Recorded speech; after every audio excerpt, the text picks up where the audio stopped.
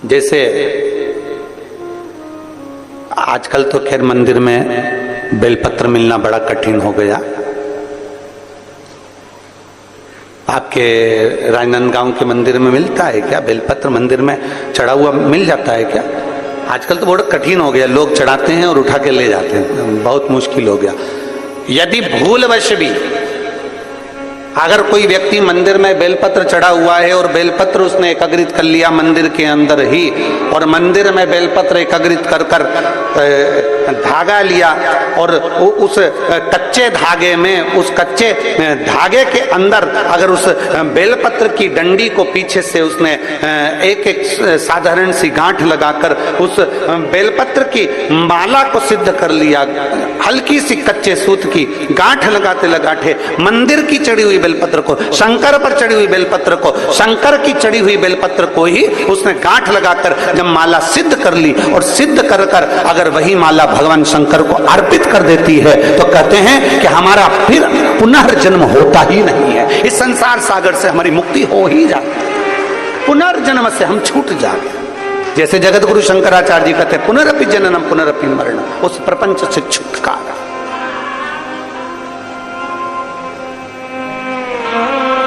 अब कई लोग ऐसे होते हैं कि कलयुग का असर कहां दिखता है?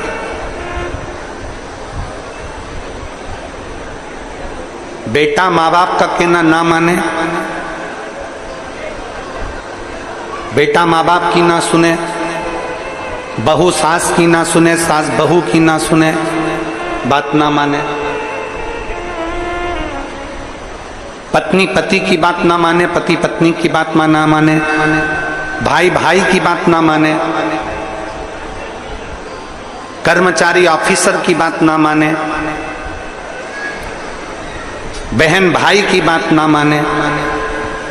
जब कोई परिवार में एक दूसरे की कोई सुनने को तैयार नहीं हो, कोई किसी की बात मानने को तैयार नहीं हो, तो समझ लेना कि तुम्हारे घर के अंदर कलयुग का प्रवेश हो गया। कलयुग प्रवेश कर गया, मतलब ये मान लीजिए कि कलयुग ने प्रवेश कर लिया।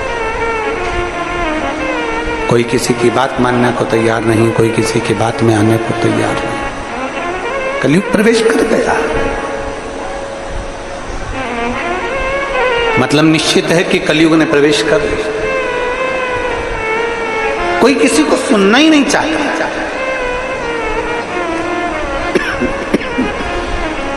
कोई किसी को सुनना नहीं चाह रहा है। गुरु की बात को चेला नहीं सुनना चाह रहा है, माँ बाप की बात को बच्चे नहीं सुनना चाह रहे हैं, पति की बात को पत्नी, पत्नी की बात को पति, भाई की बात को भाई नहीं सुनना चाह रहा है। कोई किसी की बात सुनने को तैयार नहीं है। मतलब ये पक्का है कि कलयुग का प्रवेश हो गया, कलयुग का प्रवेश हो गया।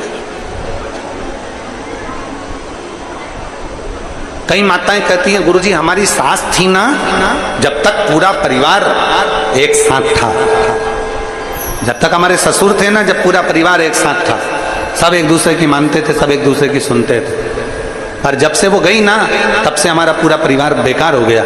ना जाने क्या हो गया परिवार में, सब एक दूसरे को झगड़ा कर रहे हैं, एक दूसरे से लड़ रहे हैं, एक दूसरे को टांग खींचते रहते हैं, ना जाने क्या हो गया। जब से सास गई, जब से ससुर गया, कारण क्या था?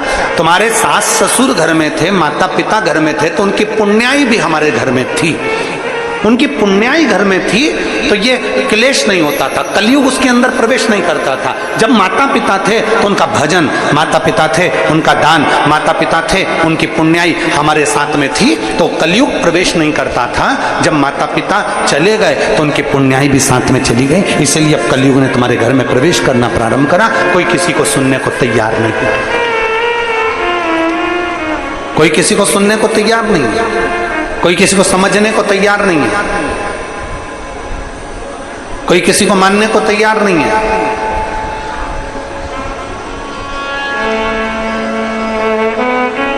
पार्वती जी ने जिद पकड़ ली, जिद, कौन किसको सुने?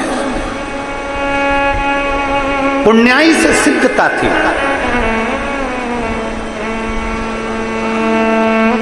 मच्छर भी काटता है और इंसान भी काटता है, थोड़ा लोगों को बुरा लग जाएगा हमारी बात का, हमारी बात का लगता बहुत जल्दी लोगों को बुरा, तुरंत मिर्ची लग जाती काली वाली लोगों। हम बोले और उन्होंने तुरंत काटा, और काटा और उन्होंने तुरंत बोला। मच्छर भी काटता है और मनुष्य भी काटता है, पर दोनों में एक अंतर भारी है। मच्छर काटता है तो खून पीता है, और मनुष्य काटता है तो पूरा कुल ही पी जाता है। मच्छर भी काटता है और मनुष्य भी काटता है। मच्छर काटता है तो खून पीता है, और मनुष्य काटता है तो कुल पी जाता है, पूरा की पूरा कुल, भाई की भाई, परिवार की परिवार नष्ट होते चले जाते हैं। दोनों में अंतर है। मच्छर कभी मच्छर को नहीं काटता, ये उसकी क्वालिटी है। मनुष्य से अच्छी क्वालिटी है मच्छर की, कि मच्छर को कभी नहीं काटता। मनुष्य एक ऐसा है वो मनुष्य को ही काटता है।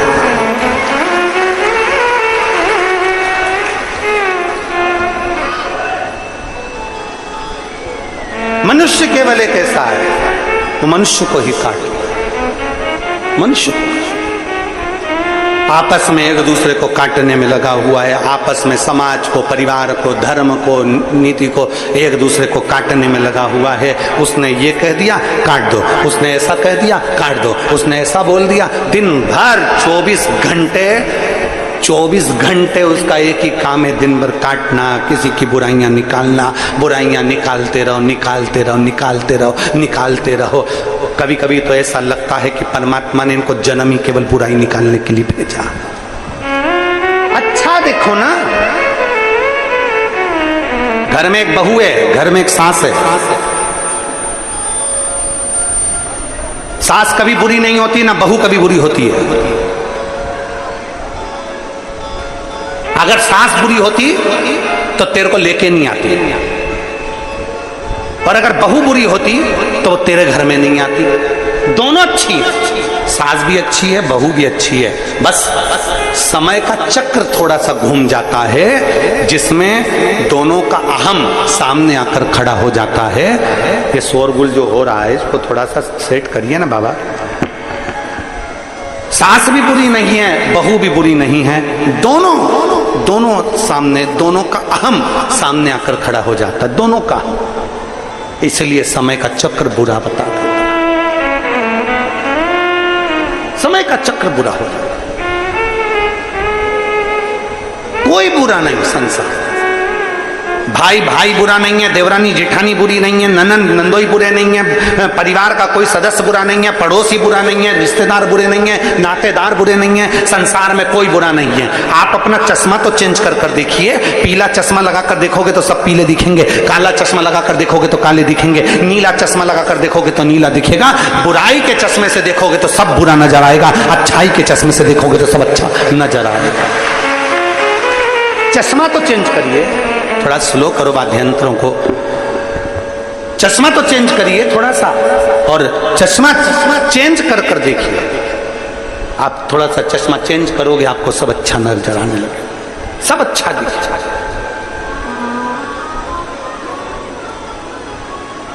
थोड़ी नेत्र की ज्योति को बदलने का प्रयास करिए, थोड़ा अपने आंखों को बदलने का प्रयास करिए, थोड़ा अच्छा देखने का प्रयास